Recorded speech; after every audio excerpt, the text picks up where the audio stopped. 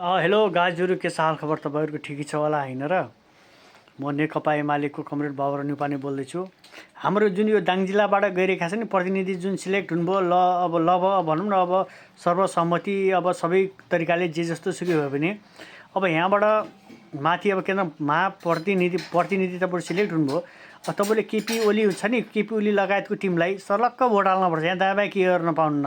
तपाईँको निम्ति सारा सब अब हामीले पनि छोड्यौँ, अरूले पनि छोड्नु भएको छ हुन्छ नि, दायाँ गर्ने कुरै छैन। अब होइन सुर्लुक्क लाएर यसो देखाउँला ईश्वर पोखरेल भनेर देखिनुहोस्, यहाँ ठिक छैन तपाईँहरूलाई हुन्छ नि, यहाँ स्थान हुनेवाला छैन, यहाँ पार्टीबाट हुन्छ नि, सिधै बर्खास्त परिजान्छ। काम छैन कि तपाईँहरूको। अहिले भने नेकपा एमाले ढिक्का हुने, केपी शर्मा ओली लगायतको टिमलाई पुरा भोट हाल्ने, अमेरिकी साम्राज्यवाद विरुद्धमा चाहिँ धावा आयो भने बुझ्नुहुन्छ कि नै? अमेरिकालाई अहिले मन परिरहेको छैन, यो त सबैलाई थाहा छ। नत्र त्यो जिएनजीको नाममा जति आतङ्क मचायो नि, त्यो कामै थिएन नि। के गर्न आन्दोलन गरेका थिए? के भयो? चुनाव गर्नलाई मात्र आन्दोलन गरे तिनीहरूले। चुनाव त फेरि भइजान्थ्यो, 84मा त चुनाव त्यति पनि भइजान्थ्यो। फेरि हुनेवाला 84मा नै हुनेवाला छ होइन र?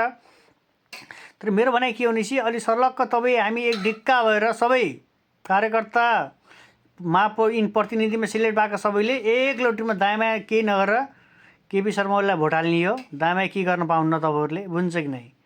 यो कुरा बुझ्नुपर्छ तपाईँ हामीले। आजलाई मेरो भिडियो सन्देश हाम्रो दाङ जिल्लाबाट जुन प्रतिनिधि सिलेक्ट भएको छ नि त्यहाँहरूको लागि मात्रै हो, बुझ्नुहुन्छ नि?